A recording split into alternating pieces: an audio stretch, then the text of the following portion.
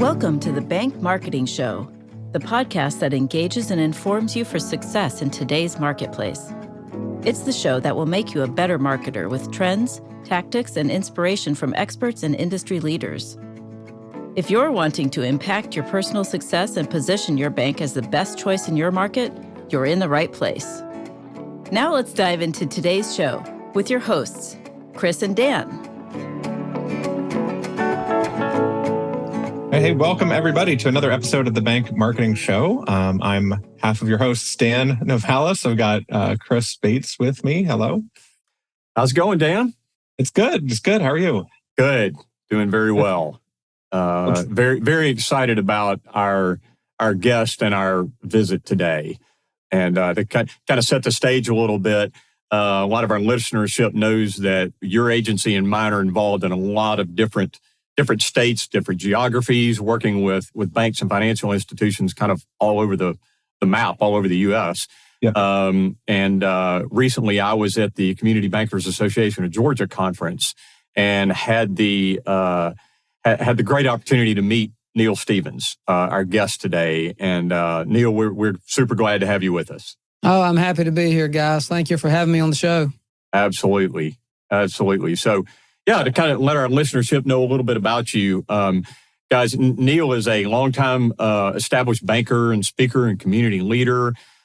He's a brand strategist, and I knew this personally about you too, Neil, that you're a fitness enthusiast, and you and I kind of share a little bit of that as well. Neil is the president and CEO of Oconee State Bank in Georgia, and has a great visionary perspective that we're going to talk about, I think, a good bit today, that inspires growth and drives direction, helps create opportunities and clear obstacles for team members, and is very, very team oriented. So I'm excited about discussing some of that today. And Neil is happiest when he's surrounded by his family, and looking forward to meeting some more of them coming up this fall, Neil. And your passion is to create a really positive impact on others through servant leadership. And you and I certainly have some of that, and Dan as well, some of that mission in common as well. So, man, we're sure glad to have you with us, Neil. Oh, man, thank you so much. I'm so happy to be here. It's an honor. Good. So, Neil, the first thing that I was taken by in meeting you is at the conference, you led a panel that was with some very impressive gentlemen that were all former Georgia Bulldog players and NFL and, all of that. And, for a bunch of athletic, husky men types to be sitting up there and talking about connection was really impressive. And some of those guys now are very impressive business consultants and coaches and directors as well. So Neil, I'd love to maybe you set the stage for us a little bit here. Why this about connection? What's so important for us as bankers, as business people, as family people, all of the above? What is it that's so important about connection? Well, I think when you think about what connection leads to, I mean, that's the key. That's sort of the magic behind it. And what it leads to is true team engagement. And without team engagement, it's very difficult to achieve any aspirational goal or dream that a company may have. It's hard to achieve anything without true engagement from a group of people.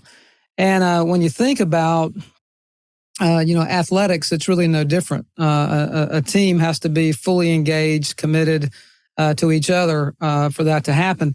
I recently read a statistic, and it's lower than this now, but I think back in 2021, only 34% of American workers are engaged in their work. And I think that statistic has even dropped further down in 2022. I think it's less than 30% at this point. And by no means do we have it all figured out here at our bank. We're striving every day and we fail all the time. And we haven't always had great engagement scores, but as of late, we've been running around the 85% range. You think about 34% of an athletic team, a football team, for example, if only 34% were engaged, if I'm doing my math right, that means about only 3 players out of that, or very few players would be engaged in the play. And so you will never run a successful play. So I believe the key to engagement is having a connectedness within your team. And this really, whether you're a University of Georgia Bulldog fan or not, it's not really relevant to the topic, but Coach Kirby Smart and his coaching staff have recognized this, and they've made one of their DNA traits connection. There's 4 DNA traits, one of those, and the main one is connection. And so sort of to answer your question, the panel there were former players and then the chaplain of the team who's really close to the action and close to Coach Smart. They spoke about the fact that this is real, and it's not just something that they talk about, in the coaching rooms, but it really comes into play on the field. And I believe the reason it's important, to answer your question, is it really fosters a culture of engagement where everyone is playing for each other and for the good of the team, and not from a selfish, what's in it for me perspective. And we hear corporate culture, and I think some of what you're mentioning certainly touches on job satisfaction and all of those things. So there is some self benefit, into being a part of a team and having real connection there from those respects. It's exemplary and it's obvious, I think, from the outside when you're engaging with a team. And Neil, before we started recording on the episode here, we mentioned I've had the opportunity to engage with several of your team members from the bank over the last, 2 or 3 years at various conferences and speaking engagements and those types of things. And this is a compliment to you and your team, Neil. It's noticeable. They have I think an external engagement as representatives of your bank that kind of make you go, wow, that's a great bunch of people. Wow, that's and you kind of have that response, and that's not a tangible. Neil, maybe I'm off here. You tell us. I don't know that you can specifically train that. You can't, but it's got to be reflective of that culture, of that company culture that you're talking about. So maybe tell us a little bit more about that, or maybe about how you guys have moved that direction with your team. Yeah, thank you for the compliments. I mean, as I said earlier, we certainly don't have it all together. We do a lot of things wrong. But at the end of the day, culture is a word. I think it's, obviously it's a cliche word today. It's used, and I think people don't even think about what it really means.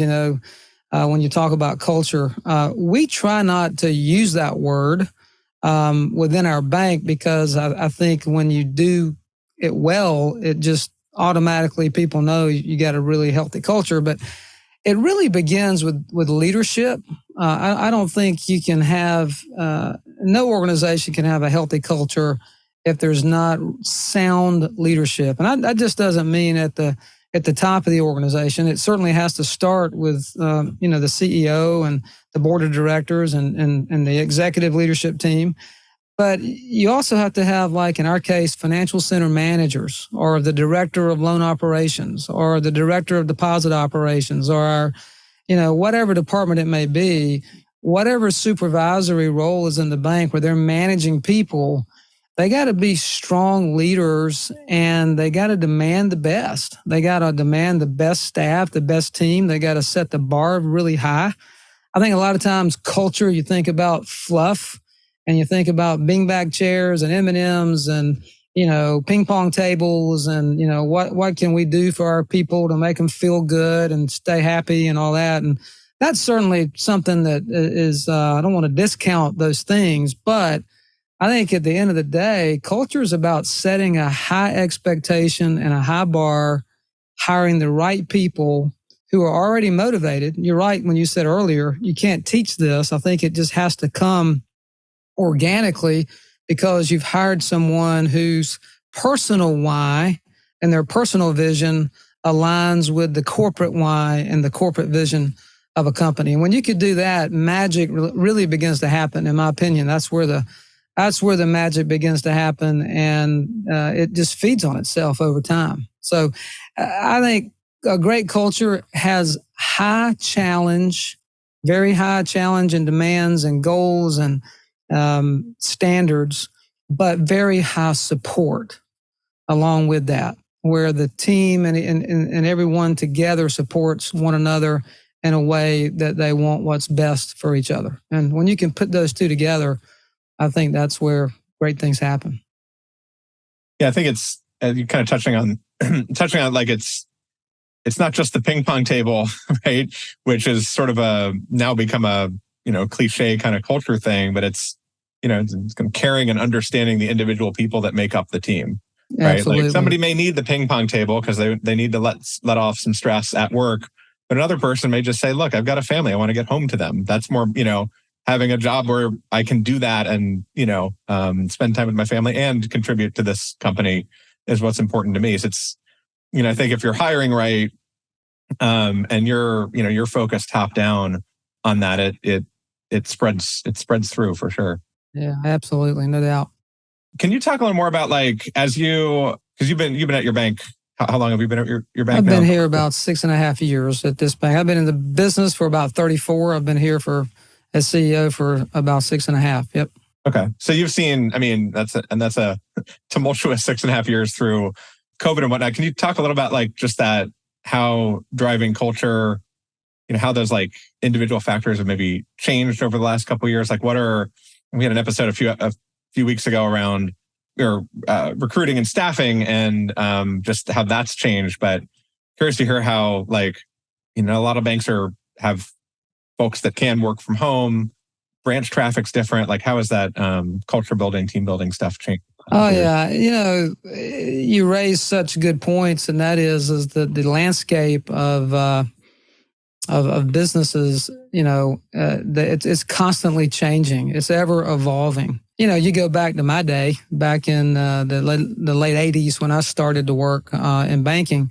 It was expected that you show up in your white shirt and your red tie and your blue suit every day. And when you leave your office, you put your coat on, and you're always in the office. And if you never challenged anything, your boss would say, you do this because we're told to, and just don't ask questions. And obviously today, if we required white shirts and blue suits and ties and in that type of environment, no one would work for us. I mean, we wouldn't have anybody here. So I think you have to be adaptable. It doesn't mean that the standards or the pursuit of excellence changes.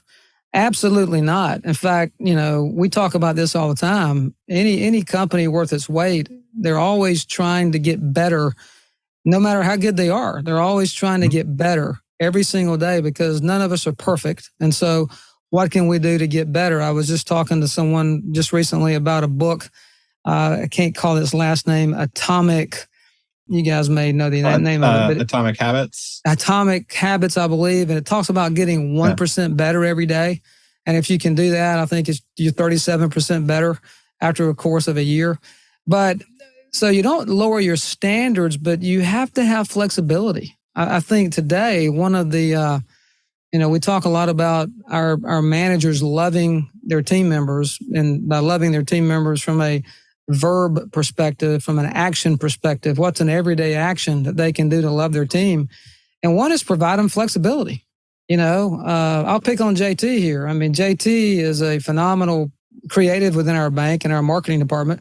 And, JT may come in at 11 o'clock in a given day, or he may work from home during that day, but he also may be up at 3 a.m. because he knows he's got to get something done. He may be up working to get that done. And I'm not suggesting, our people get up at 3 a.m. and work, but the point is that you have to meet the team member where they are and provide them flexibility. I think that's one of the keys. And but you also have to keep the standard high and, create an environment of accountability so that the job gets done as well. So yeah, we had to do a lot of that through COVID. And even before COVID, we were migrating to some of this type of work at home environment. I think COVID was just a catalyst that showed us that, any fears we had that this could be done, because at the time, you had no choice, right? So yeah. I think it just sped things up a little bit. Yeah, it's like go work from home because you have to, but now it's, hey, nothing, that wasn't so bad. Like we can support this. And exactly. If somebody wants to, there's no reason to be at your desk, 9 to 5, Monday through Friday, just by default.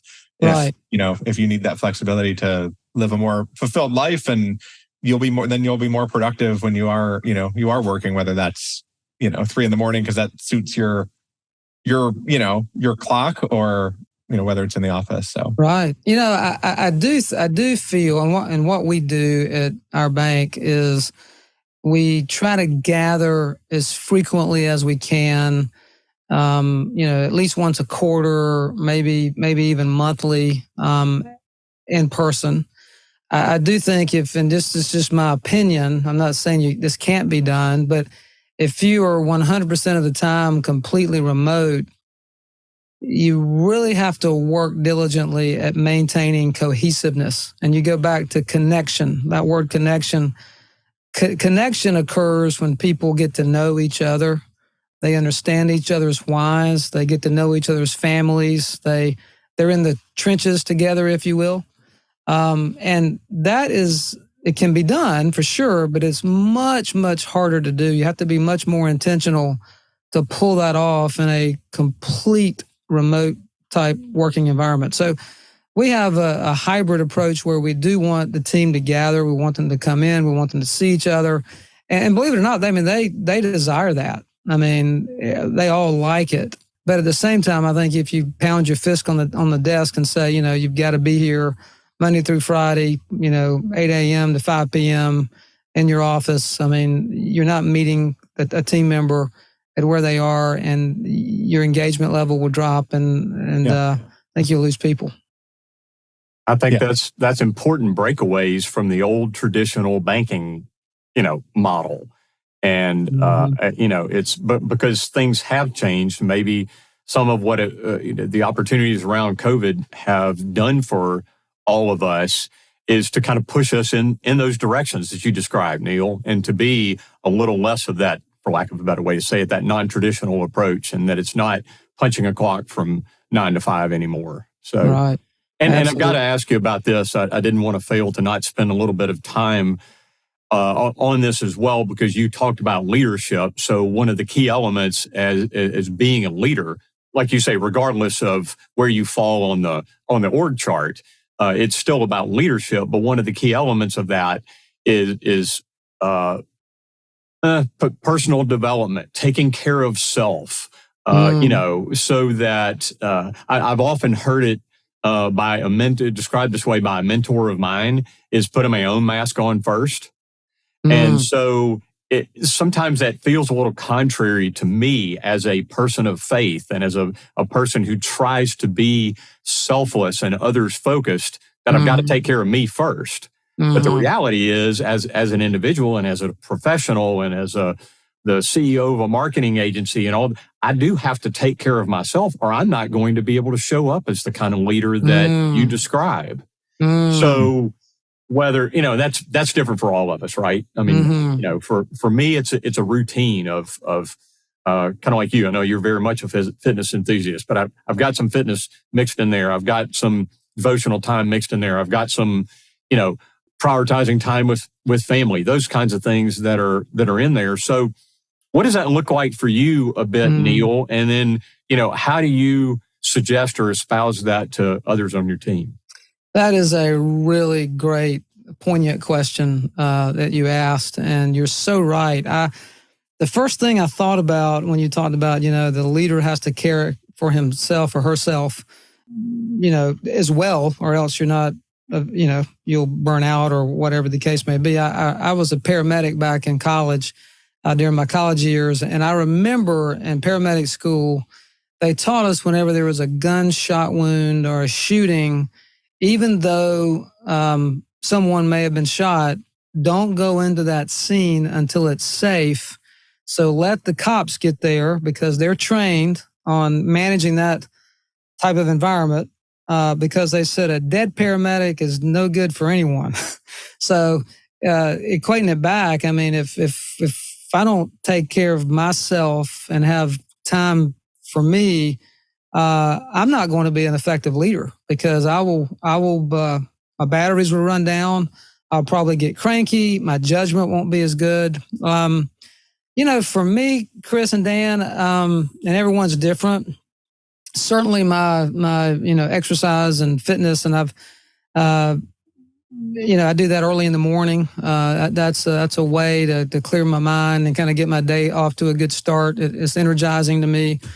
But also, I put margins in my calendar. So I put buffers in there that, won't allow me to overcommit. And I've been doing that for probably the last 10 or 15 years, and that's made a drastic difference. And so if someone says, you got to be, what do you got going on Friday at X amount of time? If it's past that buffer time, I don't overschedule. So I think that's number one. Another thing that I learned from former Georgia head football coach Mark Richt, who's actually a very good personal friend of mine. I see him every couple of weeks. I took some advice from him, and he said when he was coaching here, that when he went to work, there was a landmark that he would pass on his way, and there's a through Athens there's a loop. It's called Loop 10, and he said when he got on the loop, he said his going to work, his mind focused on the day and football and everything that he had to get done. He said, I was 100% focused. He said, at 6 or 7 in the evening or whatever time that we left, he said, I would pass that landmark going home. And he said, boom, I would shift my, thinking back to, being at home with the family and not getting my mind on, issues and things that I have going at work. Now, in a perfect environment, I think that works really, really well. I think there's times when that's hard to accomplish, but that's helped me as well. But was it Stephen Covey who talked about sharpening the saw? I think in one of his 7 habits, it just came to mind. You got to sharpen the saw, and so if you're sawing all day and working and not taking time to sharpen your skills, sharpen your whether it's your physical rest and mental state, whatever it is, I mean, you'll become dull and not be as effective. Yeah, a quote comes to mind of somebody told me like, and if you're always doing your best, right? Your best is your average, right? And that sounds bad on the surface, but it means it's like you can't always do your best. You've got to take. You can't run at 150 miles an hour all day long. You've got to take those little breaks, and then you've got to be easy on yourself if something doesn't go the way you want. You're learning from those things, and so I think about that. Where like you might feel you pass that landmark and you start thinking about family, but maybe there was a lot going on that day. You could end up feeling guilty that you're not spending more time on it. But if you don't take that time with family, it's adding to your stress, and it's adding to the stuff that's going to make you less productive when you get. That's right. And I'm a big proponent of family time. I had someone years ago, a mentor of mine, looked at me and he said, I was a young area executive running a market for another bank, and I went to a sales conference, an awards banquet, and he looked around. He said, Stevens, he said, you're doing a great job down there in Atlanta. He said, but I want you to look around this room. And I looked around the room and I said, yes, sir. He said, you see all these people at this conference? I said, yes, sir. He said, there ain't a single one of them that's going to be feeding you pudding in the nursing home when you're 90 years old. He said, that's going to be your family. He said, you don't ever forget to put them first. And I've never forgotten that, so that's love important. that. Yeah, very true. Very true. Well, Yeah. and to hear even an SEC football coach, even at that level of human performance and expected performance, to draw a line in the sand that you cross and into your professional life and then cross back into your personal life. And yeah, I mean, in this day and age of technology, things are still going to blow us up, and there are things going on. But if you have that as your standard, I guess, and Dan, you and Neil have both used the word standard, but if you have that as your standard performance, then, you're on the right track rather than just going, oh, well, I'm just busy all the time. And that doesn't play out as well. Well, think about workouts. You're into fitness, and I mean, many times with workouts, less is more. Meaning, you work out hard when you're working out. I mean, if you don't, you won't get the results. You got to be strict with your diet. You got to do all those things, but also rest, right? The time that you're not working out, when you're giving your heart the rest, when you're giving your muscles the break, that's when the growth occurs. And so if you just were to go to the gym 7 days a week, 3 times a day, you're not going to get the same level of results if you did, 4 times a week. Worked out hard while you're there, but then give your body the appropriate chance to heal and rest. Same thing with, I think, work-life balance. Same thing holds true. Well, Neil, you the other thing that I got to hear from you and engage with you about recently at the conference, and congratulations, by the way, as the incoming chair of the board for the CBA of Georgia. And thank you. I know that is both an honor and an important role for you, and everybody involved is lucky to have you in that. But my wife and I sat there and got to listen to you sharing your vision and thoughts. And by the way, kudos, because one of the coolest things that you've done to me is that you've written a book, and it's not yet on the New York Times bestseller list. Give it a couple of weeks, maybe. Yeah, but what you've recounted to me several times is that your purpose in doing that was for your team. Yes. You weren't doing that for acclamation or to sell a bunch of books or whatever. And I got to tell you, man, I've thought about that several times over the last few weeks and thought, well, now how cool is that? Because writing a book is hard. I mean, it takes a lot of effort, and you even mentioned to me, how challenging that was. But that you did that for your team, it is really a cool thing. But what I loved about what you shared at the conference, Neil, was the 4 principles of leading life on life is the name of your book, and the core of some of what that's about. So will you share some about those principles with us? Sure, absolutely. And yeah, it was written for the team, and we have a foundation. We're going to put it on our foundation website, and whoever wants to make a donation to the foundation, we'll give the book to them for the cost of the book. It's not a money maker. We're not even attempting to try to make any money on it. I always say, my goal is to be faithful, not famous. And I think if we can just be faithful to the cause, that's the most important thing. And I felt compelled for the last couple of years that we need a consistent operating system within the bank by which we lead and by which we train our leaders. And so that was what created it. And I just looked at 34 years of my career and things that I've learned from, some of the best leaders that I've ever worked for, and observing leaders who are incredible leaders, and what are some common themes that they do, things that they all have in common, character traits that they have in common and such. And so that was sort of how this came about.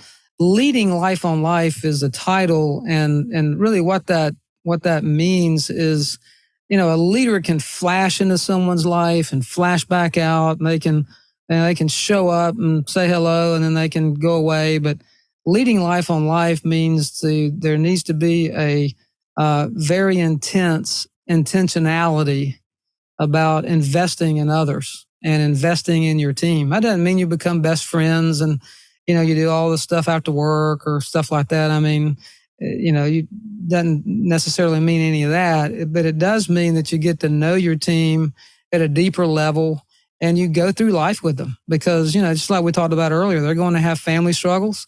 They're going to have business struggles. If we need to be coaching our teams, we need to be making them better.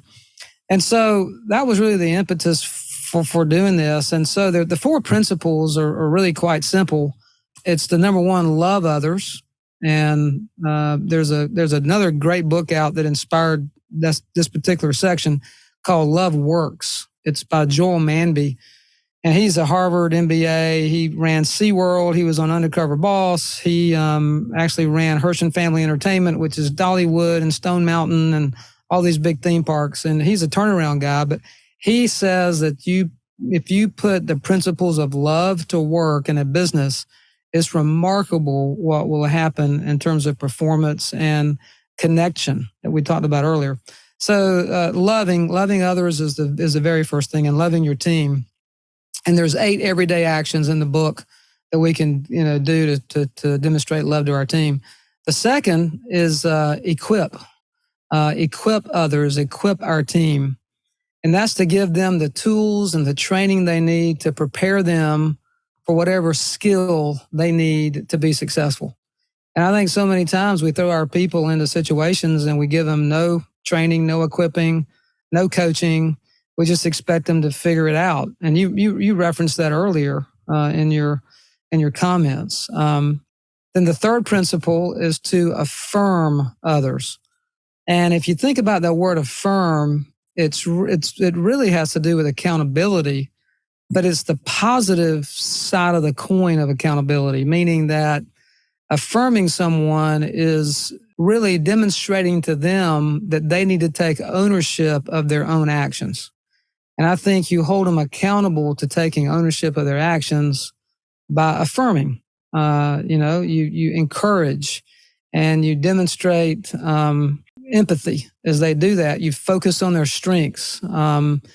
But certainly in that process, results matter. And but I think you get a lot more, make a lot more progress by affirming than you do saying, I'm going to hold you accountable to doing this, and this, because that all automatically becomes somewhat of a negative tone. And then finally, the fourth point is to develop our team, develop others. And you think, equipping and developing, are similar. Well, I see equipping more as focused on the skill and developing focused more on the person. And every team member wants to be developed both personally and professionally. And so if you take that acronym, it spells LEAD, L-E-A-D, pretty simple. But it's a 90 some odd page book. And the primary reason for it is, like I say, is to get our team thinking consistently as it relates to leading each other and leading their teams. So I try to take those principles, and we're going to be using those same principles at the CBA for our member banks as well. So, Neil, it's interesting too in a business context to lead those with love. To many, I guess, just generally in business, may not sound like, oh no, you got to lead with training, or you got to lead with whatever. And to have that as the initial and core principle for connectivity in people that are, yes, working together and hopefully as a team rowing in the same direction with the bank or the agency or whatever, the case may be, it is really interesting to me and resounded with me and kind of looking at what is it that my team needs first and foremost as a foundational part of working together, Mm-hmm. and it's not it's not those tangibles, it's not equipping the equipment, it's equipping the people. It's so I love the basis for so many of your points in those principles. Really you talk about love. Over a third of the book is devoted to that section, loving others. And we try to take, there's more, but we took 8 everyday action steps that a team can do or a leader can do to demonstrate love to his or her team. And I think really when you look at the statistical evidence, the main reason people leave an organization is their leader, and they don't feel cared for. They don't feel appreciated. They feel undervalued. And, yeah, you got to hold them to a standard for sure. You got to hire correctly. Sometimes loving others means making a hard decision, showing a little bit of tough love. But what's it? The old Zig Ziglar quote, I believe, from years ago, is people don't care how much you know until they know how much you care. And it really boils down to how do you demonstrate that in a way that you truly care for your team members. And I think that takes their performance to a whole new level. You certainly can get performance without loving. I mean, that's been proven. But I don't think you leave a legacy that way. You may have a flash of success, but I don't think you can build long-term sustainable legacies if that's not a major component. And that's why so much time was spent on that particular part of the book. Yeah, people want to belong. I'm long time had the philosophy of, if I'm going to spend this much time at work, right, like away from my family, away from hobbies and other things, then, I want to be in an accepting environment, an environment that's going to help me develop. It's going to help me do all those things you just absolutely. You just one of the action steps is, rewards and recognition. We often say what gets recognized gets repeated. What gets rewarded gets repeated. And, that's certainly recognition of, attaboys and public recognition and things that they go so far, but it's also compensation. I mean, let's not kid ourselves. I mean, our team's here to earn a paycheck, earn a living. If that's the sole reason someone's here, there's probably a short-lived career just because there's always greener grass when it comes to, making more money somewhere else. And if that's all they're chasing, that's a different story. But at the same time, that's an important part of the equation. So you can demonstrate love through that in a major way. So, this is such a deep pool to swim into, Neil. I know that I watched you in both instances at that conference and kind of unfortunately ran into a time block of, we could talk about this stuff all day. And I saw the audience absorbed in these topics that we've gotten to cover again today about connection, certainly, and how all this feeds into our teams and our professional lives, and and also the loving and equipping and developing and these principles that we can do. I did not want to fail to mention to our listeners that we will have all of this in our show notes and accessibility to this information, and we'll be able to share it as well. So if those that are listening are thirsty, good. We'll have more for you in the show notes as well. And there's so much good stuff, Neil, and I know that there would be. That's awesome, and I appreciate it. And it's been an honor to be part of this. One last comment that I will make as it relates to connection. That connection, that connectivity we talked about, and that's in the book as well. It's the last chapter, and it's the glue. Connection is the glue that holds the loving, equipping, affirming, and developing. It holds it together. Without connection, I think it all falls apart. And so both literally and figuratively there. So, but thank you guys. This has been awesome. Thank you for what you do, the impact that you guys make using this podcast. I've listened to several episodes, and I'd encourage the listeners to go back and listen to the other episodes, man. It's an awesome podcast, and I just really appreciate the chance to be a part of it. Absolutely. Well, thank you so much, Neil. We're not going to let you escape quite that easily because we've got these little our fun way of closing this as well. Either Dan or I will toss out. So we'll ask you some fun questions for a lightning round here. Awesome. I love it. Yeah. All right. So we'll jump in here. The first one, share a kind of personal best, business best, something great that's happened. Personal best would have to be marrying my bride 35 years ago. We're about to celebrate 35th anniversary here in December. But we were together for 5 years before that, so we've been together for almost 40 years. And she, by far, that's the personal best I've ever done, right there. So, business best. We just recently made an acquisition of a great little savings and loan up in Elberton, Georgia, which is about 40 minutes to our northeast, and just the collaboration of all parties coming together, our bank, their team. It's just been incredible to watch the connectedness, as we talked about earlier, in collaboration. And it was a long process because it had to go through the regulators. It was a very complicated transaction. It took 2 years to get approved, but we kept the faith, and that's certainly a business best, I would say. Great. All right. You've mentioned a couple in this episode already, but if you had to pick one, what's your favorite book? Oh my gosh.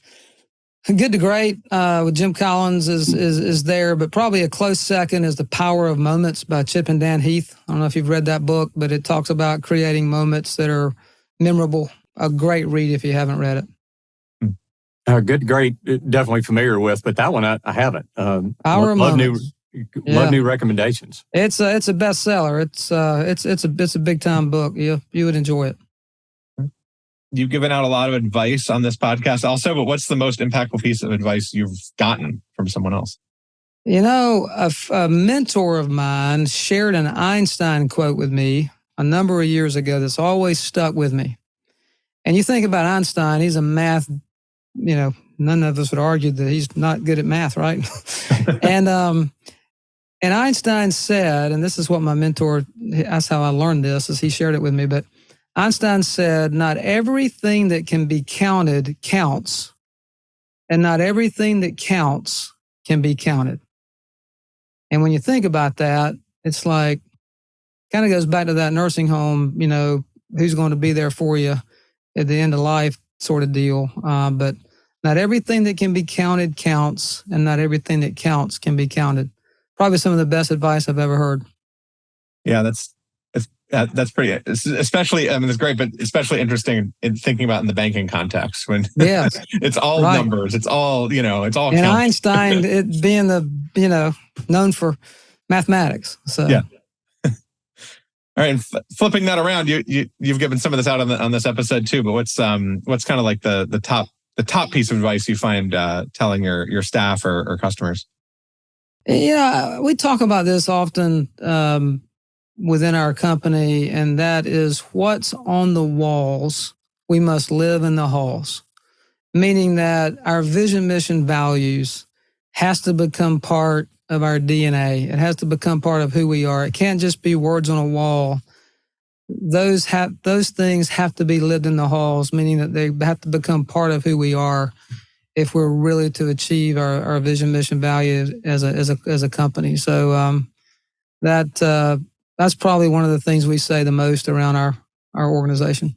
All right. Well, the last one's the softball bet. How can people learn more about your book, get in touch with you? What kind of resources or sites, emails, that type of stuff do you want to share? Sure. The best way, of course, we have a website, www.oconeystatebank.com. We have a foundation that can be found on that website and kind of see what we're doing in the community. But email me, N Stevens, Stevens, Neil, N Stevens @oconeystatebank.com. That's OCONEE, oconeystatebank.com. And love to hear from you. We'll definitely do that. And for sure, we'll link to both of those, but the foundation in particular in our show notes, Neil, so that folks can check out the book, can support the foundation's effort and all of those things. So we'd love to share that with our listeners and have them jump in and as well and take so much great stuff that we've gone over today and be able to share that with their teams, utilize it in their own lives. Yeah, one more thing too that we just started, and that's what you guys are doing. We actually have a podcast, and it can be seen on video. And we've had we've used it predominantly to bring in prospects of ours and things of that nature. But you can find that on our website as well. So that's another way to connect. Awesome. We'll check that out too. Great. Well, Thank you. This has been great. Got me thinking. Big time. That's what we're trying to do. That's right, Neil, is to get others thinking and getting to connect with you at the conference. Certainly has gotten me thinking, and really an honor to have you on here with us as well. Can't thank you enough. Looking forward to having some time with my spouse and family and yours, and look forward to some fun, some connection time there as well. Same here. Yep. And Dan, we appreciate it, man. This is always a great one. We've got I know some other great guests coming up looking into some of our follow episodes and all that. So invite everyone to check us out at bankmarketingshow.com if you have not already, and can follow Neil's and many of the other episodes that he mentioned for us as well. All right, guys. Y'all have been great. Thank you so much. Enjoyed it. Thanks a lot, Neil. Yep. All right. Thank you, guys. Thanks for joining us. To go deeper or get access to some of the valuable nuggets from today's show, go to bankmarketingshow.com. There you'll find episodes, links to resources, and much more. Be sure to subscribe wherever you find your podcasts. And join us next time.